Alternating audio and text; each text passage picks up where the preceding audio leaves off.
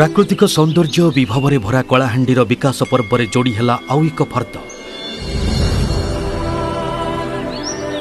इंद्रावती बहुमुखी प्रकल्प को संपूर्ण करी आम प्रिय मुख्यमंत्री श्रीजुक्त नवीन पट्टनायक प्रतिश्रुति पूरण करने सह कलाहांडीवासी को देले नुआ वर्षर भेट।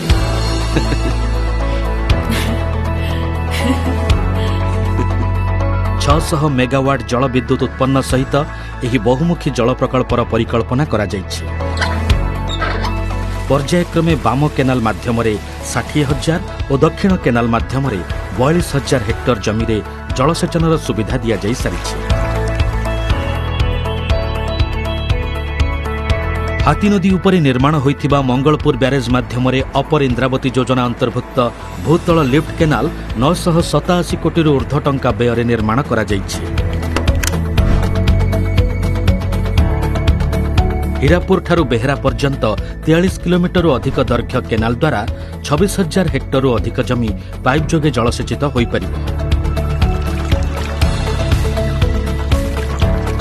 पूर्व परिकल्पित 1,28,000 हेक्टर अधिक जमी को जलसेचन सुविधा जोगाई देबार लक्ष्य पूरण हैला।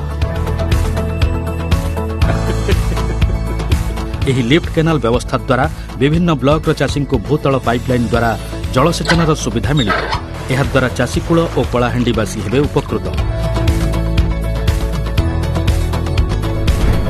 एहा सहित जिल्लार 4टी स्थान में मेगा लिफ्ट प्रकल्पर भित्तिप्रस्तर स्थापन करा जाउछि।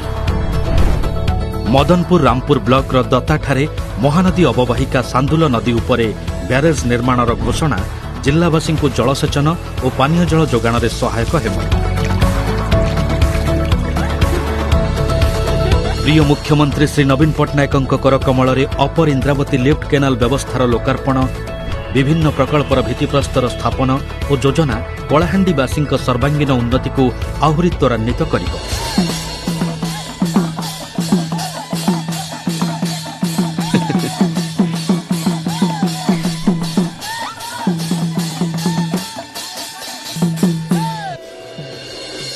आज कलाहांडी कहे कथा, दुनिया को दिए विकासर वार्ता।